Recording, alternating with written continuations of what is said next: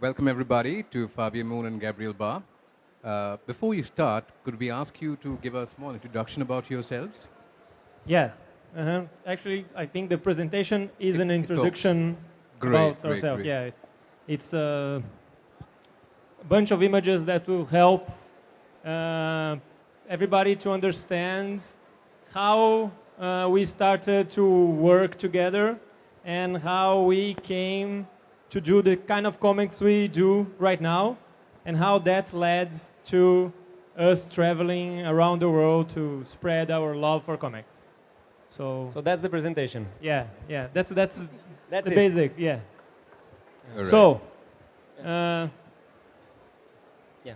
yeah, So that's the secret of this our is success. how Yes. it all begins. Yeah, we are twin brothers, if it's not very obvious, and so we've been working together since birth, and so we had a lot of time working together. We already got used to each other, which is very important in a working relationship. And what that means is that we were together all the time.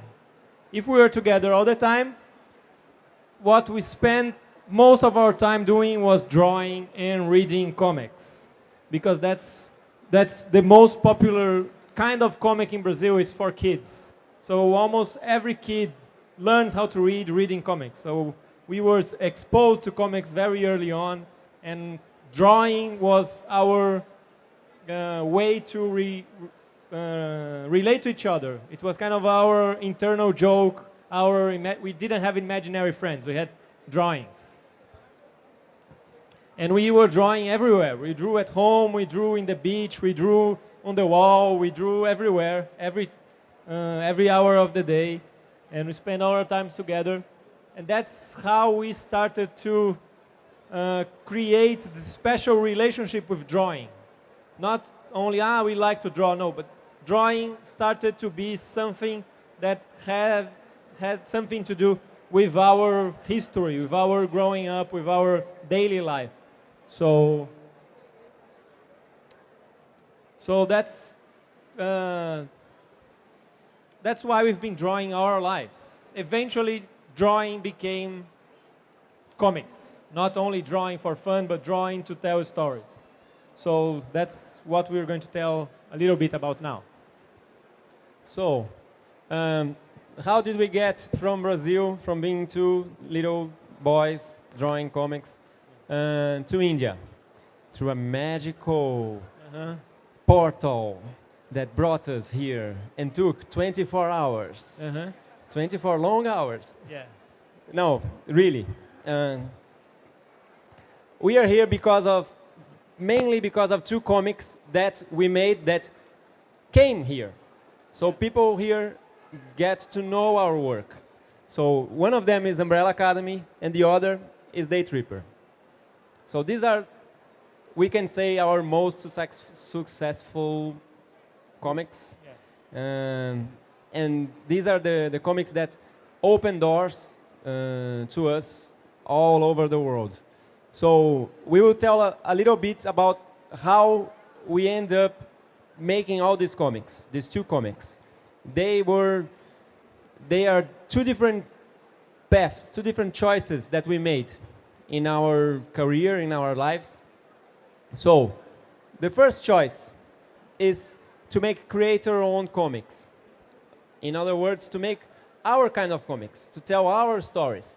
In our case, we like to tell stories about relationship, about day-by-day life, really ordinary stuff, and how you can see interesting things and beautiful things in everyday life, in everything. But that's kind of slow and that's not so popular, but that's what we wanted to do.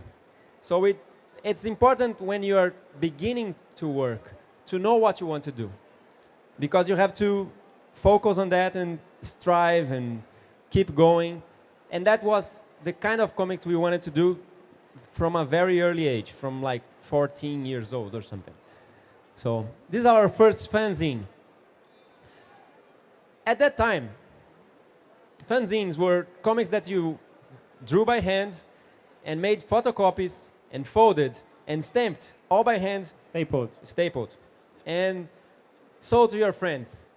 In school, we were in high school back then. So we sold to our friends who didn't read comics. But the stories in there, they were, you know, these are our drawings back then. You see, we came a long way. That's another lesson. Everyone starts bad. Yeah. So you have to keep drawing, keep writing, keep practicing to get better. Everyone will start very bad, and you show your work to people, and people will say, this is very bad. So this is how you learn, and you try again, and you try again, and you are getting better. So the most important thing when you're starting is to show your work to other people. Then when we were in college, we did another fanzine, and also about, you know, everyday life, and we used our friends from college in the stories, and we were characters. So we could catch the attention of our friends by putting them in the story. Not the stories were real, they were not real stories, we made up the stories, but we used real characters. So they were interested in seeing who would appear in every comic and what would happen to them. And most importantly, we did this fanzine every week. There were short stories, 2 pages, 4 pages, not big sagas. Because when you read comics, you read like a big miniseries like Watchmen, and then you want to do Watchmen. Or you read a huge series like Akira. You want to do a huge series.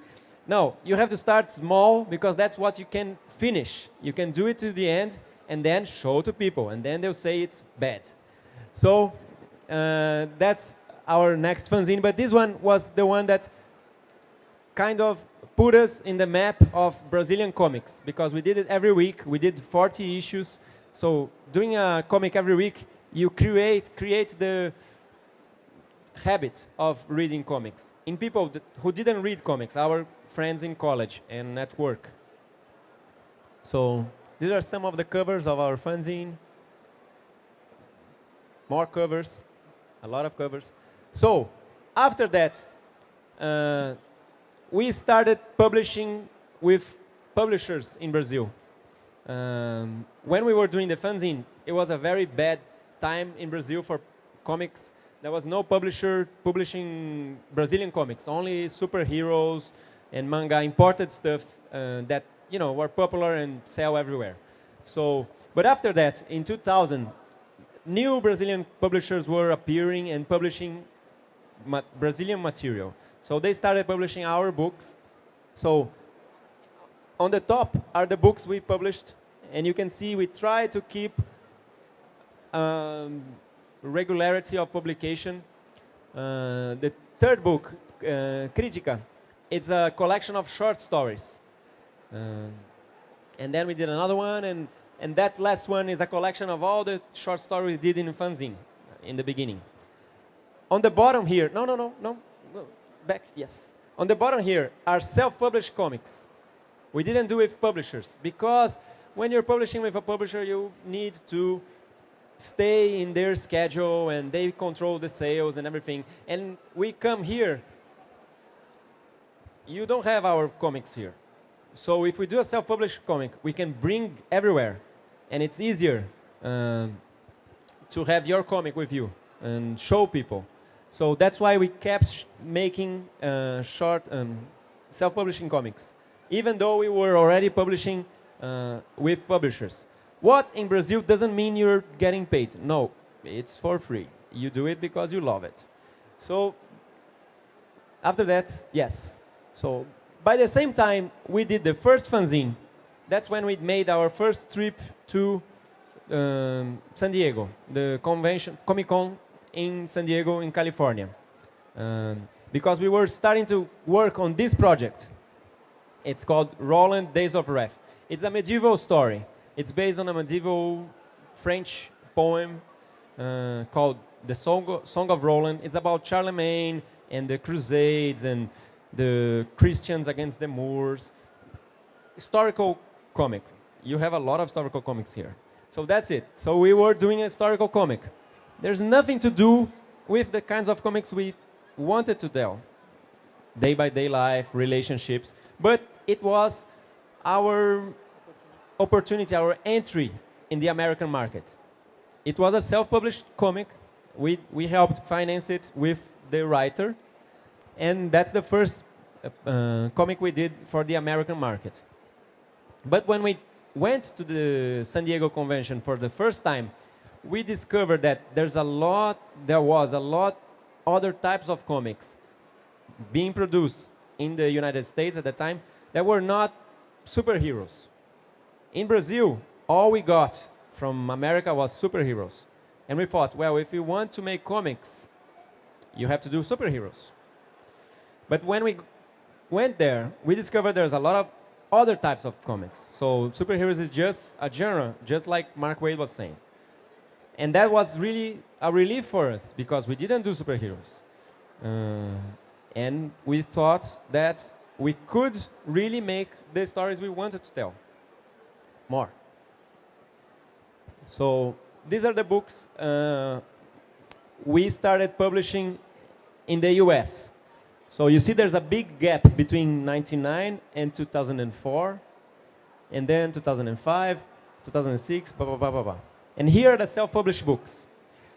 Some are the same ones as the Brazilian versions, because we did comics without words, with no words. So we could sell in Brazil and in the United States, because we had to print all these comics, like 1,000 comics. But I went to a convention in the US, I didn't sell 1,000 comics. I sell like 100. In Brazil, I went to a convention, I sell 50, and 50 another one. So it didn't make sense at the time to make a comic only in English to sell in American convention for 4 days. And so we made a silent comic with no words, so we could sell there and in Brazil. So these two, this one, Rock and Roll, and 2004 and 2007, these two comics that had no words, so we could sell everywhere. So Ursula and Details are our first publications in the US with our stories. Ursula is a whole story, and Details is a collection of short stories. And those two books led to Daytripper. And then we, after several years producing new comics, showing our work to publishers, they invited us, they asked us for an idea to do our own comic in a big publisher, which is this Vertigo DC. And then we did Daytripper. So it was a result of more than 10 years producing our own stories, believing that there is an audience, there is space for relationship stories, day-by-day life, stories that can happen to anyone, anywhere, even in India. So it's great for us when we come here and people say, we read Daytripper and we loved it. Because it's really different. It's a story that is set in Brazil, but it talks about feelings, about family, about friendship. These are things that exist everywhere. So we believe everyone can relate to these things. But we know that this type of comics that we do are not the most successful ones, or the ones that call the most attention. There are genres more popular. And if we try to do one work here or there on these different genres, maybe we can create a new audience for our books, a bigger audience for our books. So then we chose to work on different types of comics. But we don't need to write every kind of comics. You don't have to be the writer who is good at writing superhero comics, writing horror comics, writing historical comics, writing noir stories. No. We want to write, we are good at writing relationship stories. talking about feelings, love, fear, yes. So, but we were not good about, superheroes and science fiction and spies. But we could work with other writers. So this is one choice we made. We used to work always together. So we chose to work with other writers on different genres to maybe get different audiences. So the first one we did is this, Smoking Guns.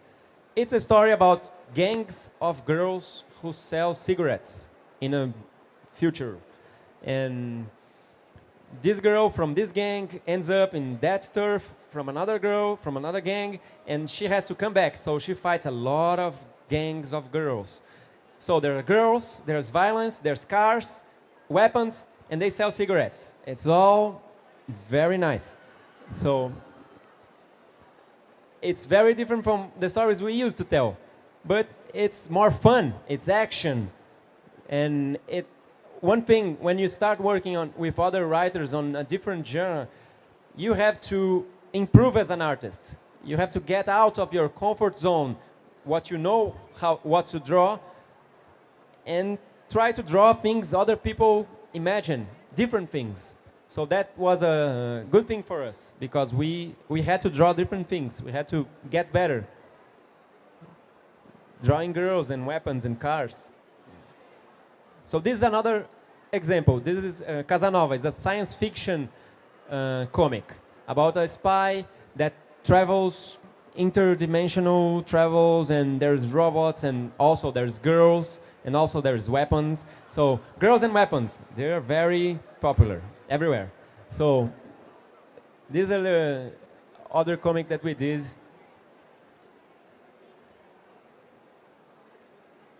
See, all crazy stuff. The wonderful thing about comics is that you can do anything. You can do samurai fighting pandas. So, interdimensional travels. This is another example of a comic that we did. It's Sugar Shock.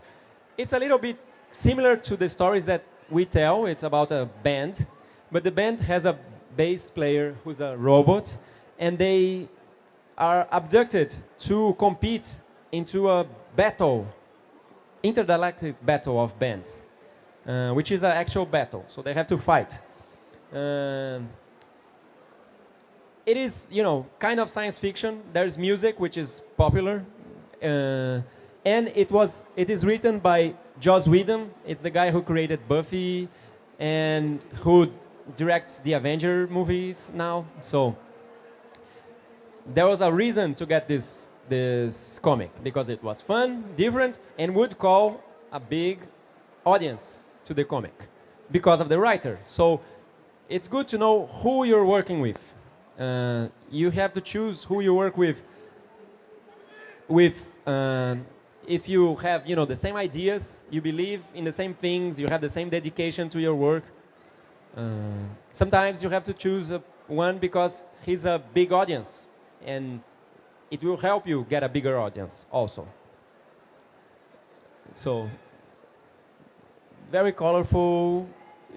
Could be one of our comics. Has love and cars and regular stuff. It has, robots and intergalactical travels. So this is another option that we did. We don't usually work with characters from other people.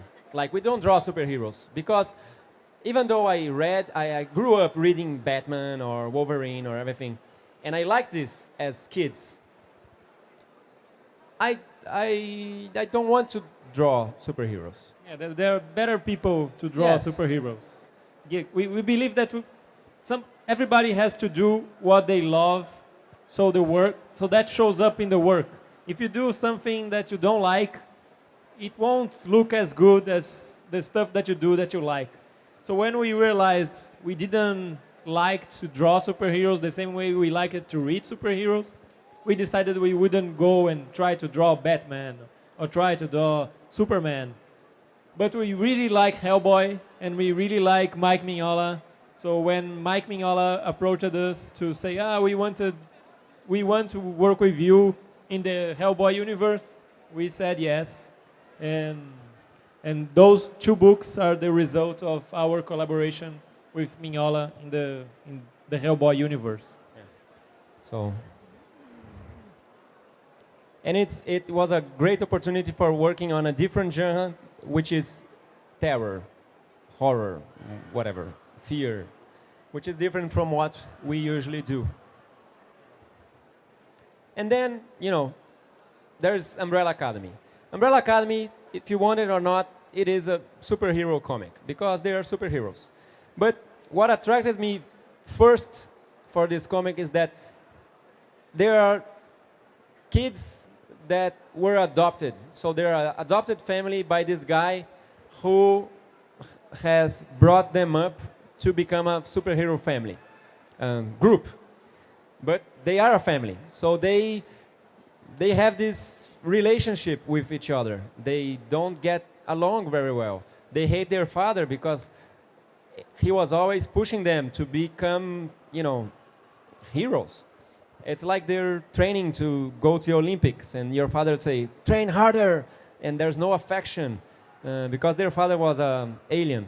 So there was all these really strange ideas put together, and the relationship between the characters was the moving force of the story in a superhero environment.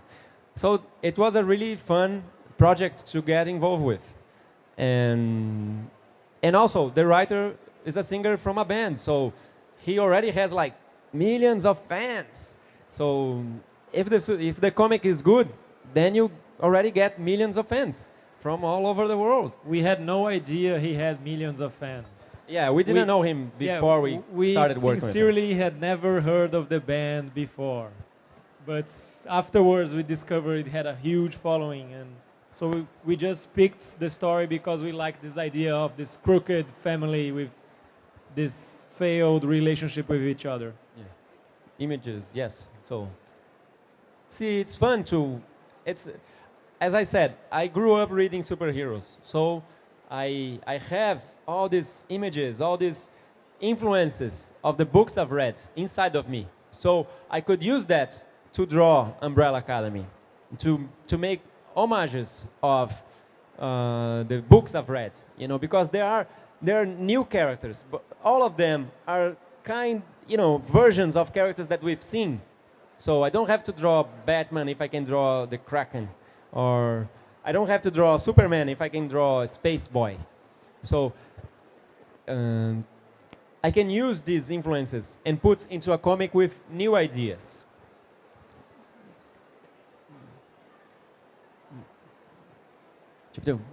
Boom. And that's what we discovered working all these genres, which was actually an idea that we wanted to pass forward in the beginning. All kinds of comics are awesome, are amazing. It is hard to tell that to people when they can find only one type of comic. So if you go somewhere, they only can find superhero comics. It's really hard for you to tell relationship comics are good because they've never seen it. And that was what happened to us 15, 20 years ago. It was very hard to find different types of comics than superhero comics or comics for kids. But every type of comic is great. And there's an audience for every type of story, every genre of comics. There are no limits to what you can do in comics. You can tell serious stories, you can tell funny stories, you can tell terrifying stories. And it's really up to the author to say what he can do or cannot do. There are no borders, what we discovered, because one story can be made in Brazil and can reach people everywhere, and people will relate to. If it's well done, if it's done from the heart, with sincerity, it will reach people everywhere. So you don't have to worry if you're in India and people won't understand what you think or how you feel and things you believe. No, they will relate to if you do it well. So, map. See, this is where we come from, very, very far away. And these are the countries that Umbrella Academy has been published. So Umbrella Academy is a book we did in the US. The book in English can get everywhere, like here. And it's good, but it's a lot better when you can get a book published in the language of the country, because you can reach a lot more people. Because here you speak English, but there are some places that people don't. So even though they can get the imported version of the book, they won't be able to read it, or not as many people, like my mother. I want all my comics to be published in Portuguese, so my mother can read it. But it's good to have your book published in other countries. So these are the countries that Daytripper was published.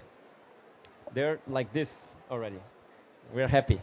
And these are the countries we've been to, invited to conventions. One thing that we never imagined, like we're here, we're in India, we were invited to a comic convention. And this is one amazing thing your work can do for you. You reach people all over the world, and it carries you. I don't know, it's amazing. It's really worth it to come here and see people holding my book in the back, and you know, getting in line and getting an autograph and saying they read your book and loved it. And it's really what it's all about. It's why we started making comics in the first place, to get someone to read your comic and to get touched and wanting to read another one. So, ta-da! This is a big map. This is important now, because we started 20 years ago. 20 years ago, we did comics and we sent them in the mail for the publishers. We put a stamp in a letter with photocopies inside, and we send them in the mail for the publishers. Nowadays, it's a lot easier for people who want to be artists and writers to get their work known by the audience and by the publishers. The internet has come to that point where it helps you get your words and your work and your pictures across. So we've tried to maintain a presence on the internet to talk to the readers, to our readers and to our publishers, and to know fellow artists around the world, so we don't disappear. When we draw comics, it takes a long time to draw a comic. It takes much more time than it takes to read it. You read your comics like 5 minutes. Those 5 minutes took 6 months of your life. So doing comics takes a lot of time. In that meanwhile, now we have the internet to talk on Facebook or talk on Twitter or put images on Flickr or make videos on YouTube. So we can still talk about this experience of creating comics and how our career went and what were the problems we found and we had to overcome, and maybe that will help other people overcome their problems, and maybe that will answer some of the questions they have when they are trying to make comics, because that's something that we didn't have when we were trying to make comics in the beginning. We didn't know anybody who did comics. We didn't have anybody to ask for directions. So I think the internet really helps you solve those basic questions, as like, where do I send my work? Who do I show the work? How do I make a comic? Where do I show it? What do I write about? How do I learn to draw? All those stuff. We have the internet now to help you get in touch with people with the same questions and people with the answer to those questions. So we try to maintain a presence on the internet so we don't disappear, and we keep in contact with the readers, and that help us stay inspired, that help us get to know new artists and new work, and that help us get around the world as well. Like you get to know people organizing conventions. We went to a convention in Peru that we were invited by Facebook. We went to a convention in Angola, in Africa, by people who read our work and got in touch with us on Facebook. So you never know where the work will take you, and the internet is opening new doors for people to get to know your work. So we try to stay online as well. And that's why we take twice the time now to do every comic. Yeah. And that's it. So, Yeah. yes. And now we'll begin our conversation with him. Yes. And he'll have much more interesting questions for us than what we prepared. Yes, don't worry. I'll trick you with a few of them. But firstly, tell me which one is Gabriel Ba, which one is Fabio Moon? Because I'm sure the audience will be waiting to know that. Who can tell that? Yeah. Who knows? Go on, tell us. Okay. Gabriel, yes. Gabriel, yes. Okay, very good. I'm Fabio. I think they all realize that by now. Yes. Okay, brothers, tell us how you go about the process of creating a comic from start to finish. When we do everything, when we write and draw the stories, what we can do together the most is talk about the story. So first, one of us has to have an idea, which can be based on a sentence we heard or something we read or an image we saw, a music or a movie, something like that. And then we tell each other the idea, and it has to be an idea we both like because of the time-consuming aspect. If we're going to work on something for 2 years, we both have to like it. So we only move forward with the ideas we both like, and then we talk together and develop the idea together. One of us then has to sit down and do the typing. You don't do it together? No, typing together, it's... No, not that. I mean the scripting process. Well, the Don't you scripting plan process it we do together? together, yes. Okay. We talk together, break down the scenes of each story, and this is going to be this many chapters, this many pages. This scene will take so many pages, and then this moment has the last panel to turn the page. We talk about how we're going to break down the story, talk about the dialogues, but somebody has to do the actual physical work Okay. of... One query about that. Yeah, I've noticed right. Both of you have different styles of drawing. Yeah. What about your scripting? Are there differences between your styles of scripting, of story conception and ideation? I think so. We have a lot of the same influences, the same stuff that we like, but we also have differences. So the type of the writers that we like and the topics that we like and how we like to tell the stories with more narration, with more dialogue, faster or slowly with close-ups, and you have to really pay attention to know that when we are working together. But we have slight differences in the way we tell the stories as well. Okay. Yeah, and Go then- on about yeah. the artwork, yes. After we had the story written, we have to decide which drawing style fits the story best. Because mine is less dynamic, so it fits better with more urban, regular, ordinary life stories, and his is more action-oriented. So basically, depending on the story, we push for his artwork or for my artwork, and that's it. And the drawing is done separately. And I've noticed you use different media. For instance, you prefer to use a brush pen. Yeah, And he uses just a pen. I to do use his work. one brush to do everything, so the fine lines and the thick lines, and it's all done with one brush, and he uses several pens. And that's I think why our styles started to look more different from each other, because of that, as a result of the tools we started utilizing. But we didn't chose the pencil, the pen, and the brush to make them look different. It was a natural choice of I like to draw with brush better. So you have an option of actually coloring your own stuff. Whereas for you, you need to get somebody to do the colors for you, right? No, we can color our stuff, but it depends on the project. So if it's a very long, large project, it would take a lot longer to color. So if it's a commercial project that has a schedule and has to be delivered, we need a colorist for that. Your own stuff, then you can actually color it, but do you color it on the computer using Photoshop or some software, or do you color it with watercolors? How do you go about it? We can do both.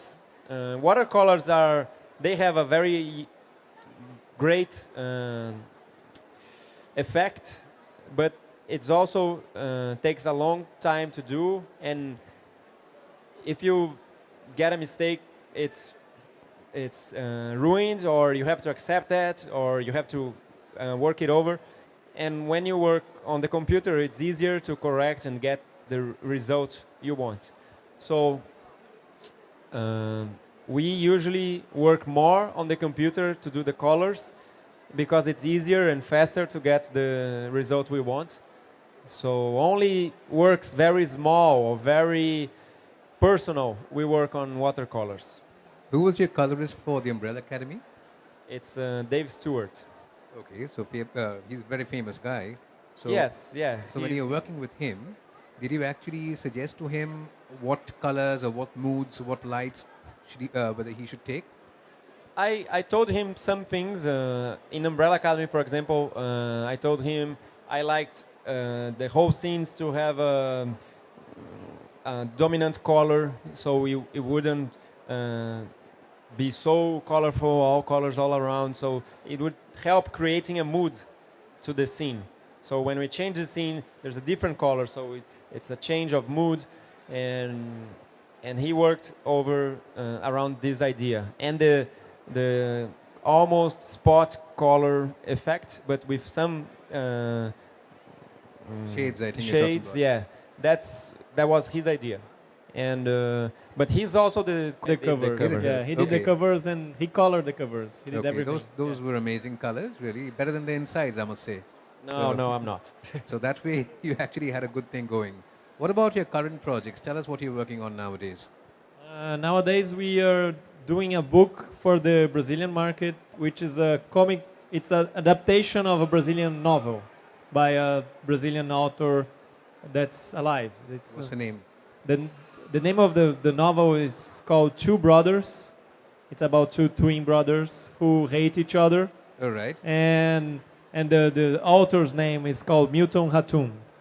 All And right. it all takes right. place in the Amazon forest, so it's a very different setting from the stories we usually tell, which is mostly in São Paulo. It's an urban place, and Manaus, which is the capital of the Amazon state, it's a very different city, and it's historical. It takes place from the early 30s to the 70s, so it's 50 years worth of the evolution of Manaus, and it changes drastically from a place of immigrants from all over the world, and it's a very powerful family story. Do you have any options or thoughts about working on multiple projects simultaneously? Taking on a couple of projects, for instance, and doing 10 pages at a time of each project? Have you had any thoughts about that? Well, one thing that you learn when you're working on a monthly project is that it's very hard to make 20 pages every month, and then the next month, and then the next month, and then the next month, and again and again. So that's why we always worked on miniseries. So it's 6 issues. Daytripper was 10 issues.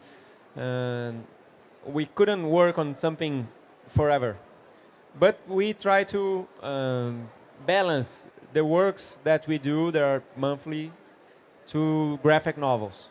So we're working on this comic. We did the BPRD series Vampire as a monthly comic. Fabio is working on a new Casanova story, which is monthly comic. So we try to balance this so we wouldn't disappear from the eyes of the public for 2-3 years. So you're saying something should always be out in print, which you're working on. It helps if you have something ever always out in print. It helps to keep you in the mind of the public. But the most important thing is that you have a good, you believe in your work and you do the best that you can. But if you can do that and at the same time have something always coming out, it helps. Okay. Tell us now, how long does it take, both of you, for instance, one by one, how long does it take you to create a comic page, for instance? How long does it take you to draw one, and how long does it It take you to used color? to be much faster. Now Yeah. it's depressing. Now it takes like 2, 3, 4 days to make a page. Sometimes it takes 1 day. It used to be 1 page a day, maybe 2 pages a day. But nowadays it's Just a drawing, or including colors? just drawing. Just drawing. Just Yeah. drawing. But yeah, nowadays it's 2 days at least to make 1 page. But why is that? You need to put in much more details now? It's a little No. bit of more details, but it's a lot more. We have a lot of stuff to deal with at the same time. So we have to coordinate going to conventions. We have to coordinate releasing books and having several release parties and signing and going to conventions and answering interviews and saying no to interviews. All those things take a lot of time.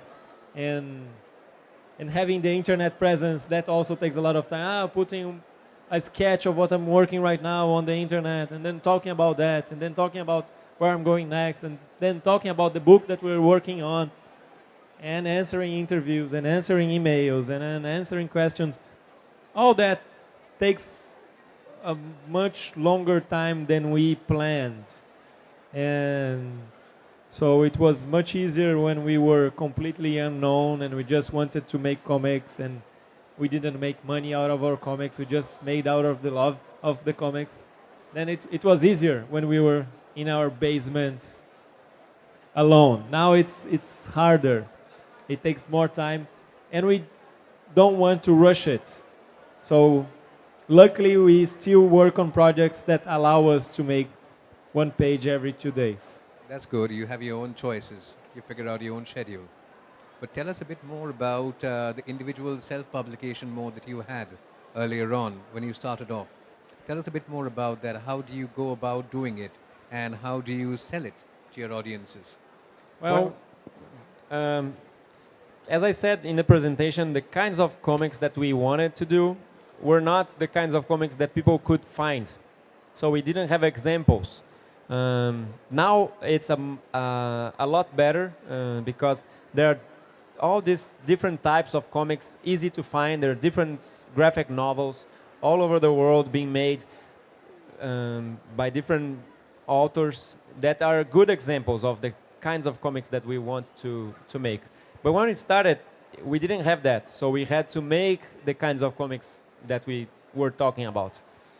And we sold to people we could reach. It's like this. So we sold to people in college, at work, at bars that we went to, and we used to leave some copies at a comic book shop that would distribute them around the country. But we ourselves were the best sellers of our own work. So when we went to conventions, we also would talk to people and talk about the stories and why we like the stories. So people would get interested to it. Because a comic by itself on the shelf, it's no different from anything else there. But if you talk about what's inside and what's the story about and what you wanted to do, what you wanted to tell, maybe the audience gets interested, even if it's something they never heard about or never realized they would give a chance to. So that's actually what we've been doing since today. And we kept, after we start publishing with publishers, like we said, we kept doing self-published work when we realized there were limits to the way you work with a publisher. So the first time we went to a convention in a place where nobody had a physical copy of our work. They have seen images on the internet, but like one image, one panel, one page, but they didn't have any books. So then we realized we needed to be prepared for that when we went to places that they didn't have our work. So we could like make a presentation and show about our work, and if we got 10 people interested from the audience, we could have at least 10 books there, so they could find the work. So we wouldn't miss the opportunity to go across the world to a place. Luckily here, there was a booth that was selling Daytripper, and they had other books. But we brought books. We brought some books to sell at our booth, just to make sure if there's no books from us there, we have books at our booth. So we keep doing that, and we keep making self-published work without words sometimes to be able to sell everywhere, or make stories that have several languages to make them accessible everywhere. Because you have to Reach all audiences, I think you mean. yeah, you have to take these opportunities. You can't waste the opportunities that are available right now. So right now, one of the best places to discuss comics and to discover comics is conventions. It's how the Brazilian market is renewing itself, and from what I understood, it's how the Indian market is renewing itself. The interest in comics here in India has grown a lot because of the conventions. And from one convention to the other, people get excited and they do 3 more comics, and they do 10 more comics, and do 20 more comics. So it's a chance for the public to discover comics that they didn't know exist, but they like.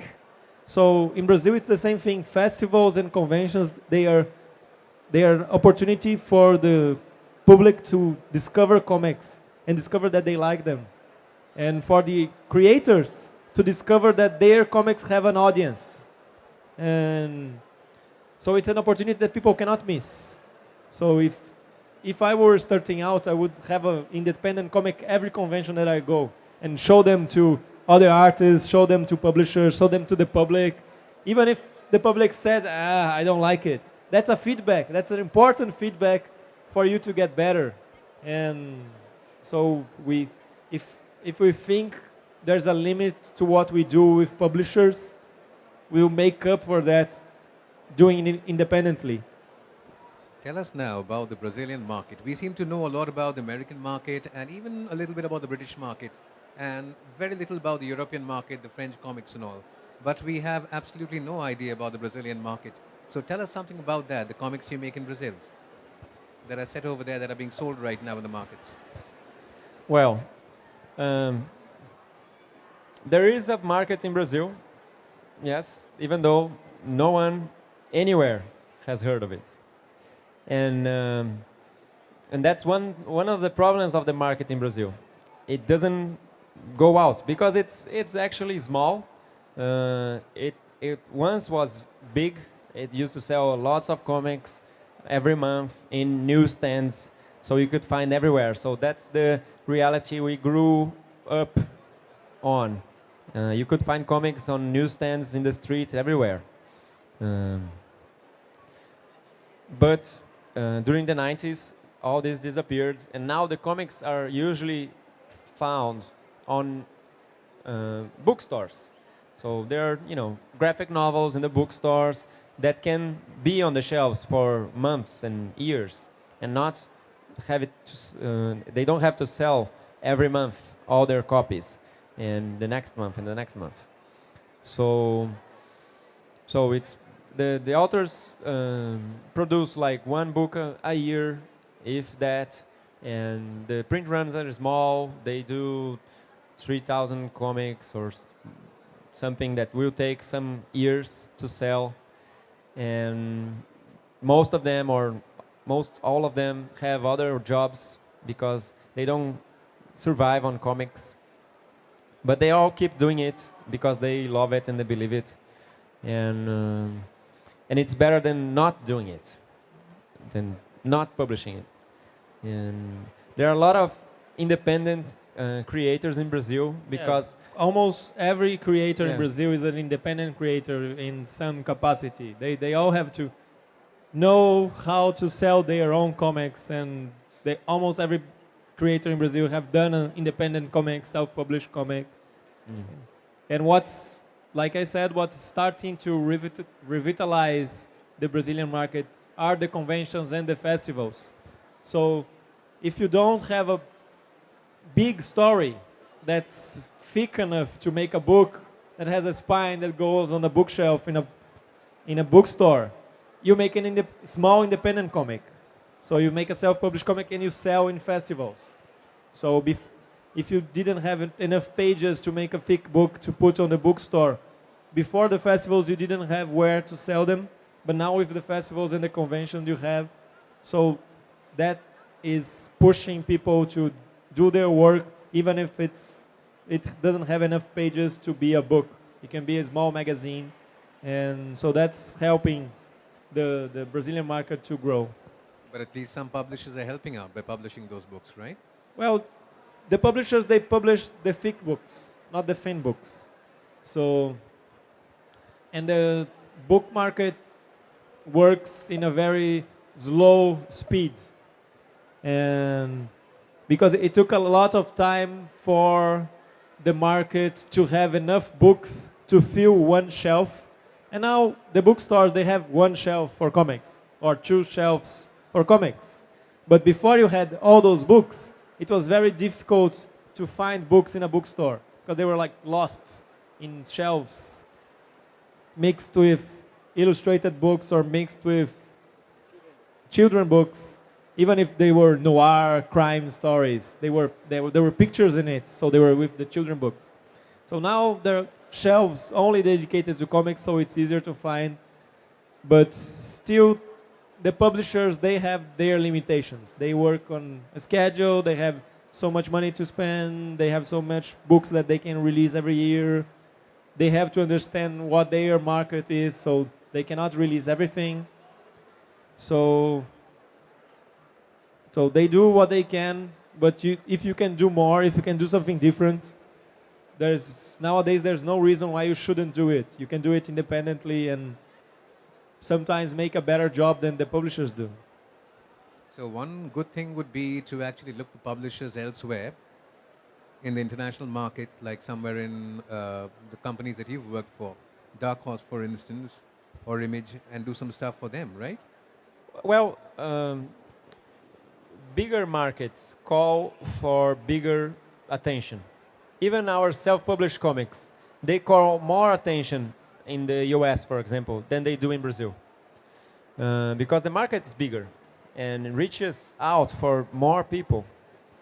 So it is one way to do it. One way we did it. But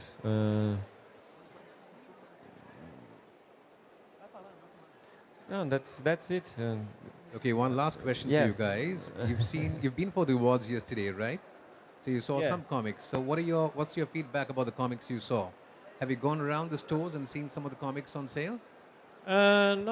Not yet. We didn't have that much time to see the comics. We saw, it's like finding some comic on the internet. We saw the slide presentation, so we saw like one page. We saw one cover. They look good, but to discover a comic, you have to open up and dive into the story and see if all works out. And we still hadn't had that much time. But we plan on discovering more. Yeah. Because that's the reward when we discover something that it survives behind the flipping of the pages. That's when you dive into the story and you forget that it's drawn. Yeah. And you make up the story in your mind and you forget when one panel begins and one other panel ends, and everything is fluid in your imagination. That's how you get caught by a comic. So we're still looking forward to trying to do that with Indian comics. Yeah. Any I last- saw a yeah, little. oh, sorry, yeah, sorry, I saw a go. little of Indian comics. But before I came here, I was looking at the covers of the nominees for the awards, and I realized there are a lot of there's this novel adaptation of Pride and Prejudice, and there are some mythology comics of history of India and mythological characters and historical characters, and then today I went to that campfire stall, and they're all there. Most of them are there. Historical comics. There's the one about Gandhi, the one about Steve Jobs. There's the mythological stories and adaptation of classics literature. And this is something that every market that is beginning has. So we have a lot of that in Brazil. Book adaptations into comics, or stories that tell folklore from our culture. Why? Because these stories, they will call the attention. They will call the attention of the audience that is not used to read comics. So if you tell a story about Gandhi, people see, Gandhi in comics. Oh, and I would never say. So that's one way to attract new readers to comics. And then they will, be open to new stuff, create our own stuff, And that's one thing that I noticed looking at the award nominees and then going to that store. And that's one similarity from the market in Brazil, from one here. And in other countries that we've been, that the comics market is small, so they make historical comics about events in their own countries, in their own history, and book adaptations. That's a way to begin, to drive, to call the attention of the audience. I see. Thanks. I think that's all we have time for right now. So I'll take questions from the audience. Is there anybody nearby who has any questions for the brothers? Yeah, we love questions from the audience. Yes, the audience seems to be right now slightly tired. So I'll Look, ask there's you no such thing as stupid questions. Yes. Okay, there's no thing. If you don't know it, it's okay, and we're here to answer. Don't be afraid. Don't be shy to make There's questions. one person out there. What's your name, my friend? Hi, I'm a big fan of your work. So, why aren't you making movies? I couldn't hear. Why aren't you making movies of your work? We like to make comics. But don't you think it's a way to reach more audience? Yes, more but people? Yeah. people who make movies should make movies. So maybe if they want to make movies out of our comics, maybe they will make movies. But we want to make comics. I love to make comics. I like to draw. I love to write. I love the experience of flipping the page. I love how the comics have a relationship personal to the reader. The reader passes the story forward. The reader stops in a panel that he likes and pays attention to all the details. So it's very interactive with the reader. And that's what I love about comics. But I know movies are bigger. They call a lot of attention. But if someone who makes movies wants to make movies out of my comics, maybe they will, but not us. Anybody else? There's one person out there. Give your name and ask the question. My name is Sebastian. Do you have a Divine Tart account? I mean, it's a website on. Do you have that? I mean, A We have website? what? A DeviantArt? DeviantArt? No, we don't No. have. DeviantArt, I think it's the only thing in the whole internet we don't have. Yeah. But we have everything else. So we have a website, we have Facebook, we have Twitter, we have Instagram, we have YouTube, we have everything.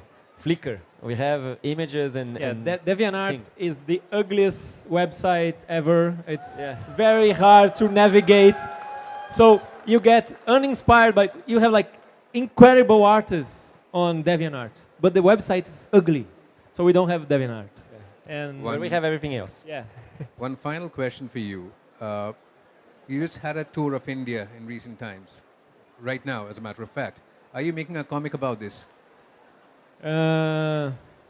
well, we don't have any specific plans, but we are open to the possibility. We try to put everything that we can from life into the stories. Would you like to create an anthology with Indian artists and Indian writers? We are not We are not publishers. editors. Yeah, we're not Yes. publishers. We draw and we No. write. No, I'm talking about people who might be interested over here. You'll see lots of writers and artists milling around in the Comic Con itself who Yeah. have come from different parts of India.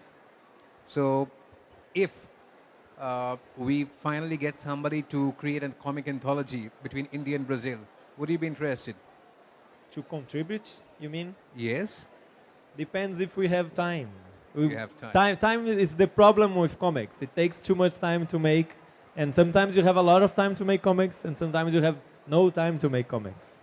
And yeah, that's how we choose most of the things that we do. Is if we have time, and it aligns with the time that people have, some maybe. So it's not easy to answer anymore. Okay, thanks for your time. Can we have a round of applause, please, for Gabriel and Fabio? Thanks, folks. So, like we said, if you don't know our work yet and you got curious, we have a little table over there, and we have a little bit of our books. Yeah, They are we have running like out. 3 books Yeah, left. Yeah, we have like 3 or 4 books left and some posters. So if you're still curious to find more about our work, we'll be there sitting like everybody else, trying to make people buy our work. So, Yes, the job never gets easier. yes. So see you there. Go outside over there to the Arena Stadium, people who want to meet Gabriel and Fabio. Thanks for your time.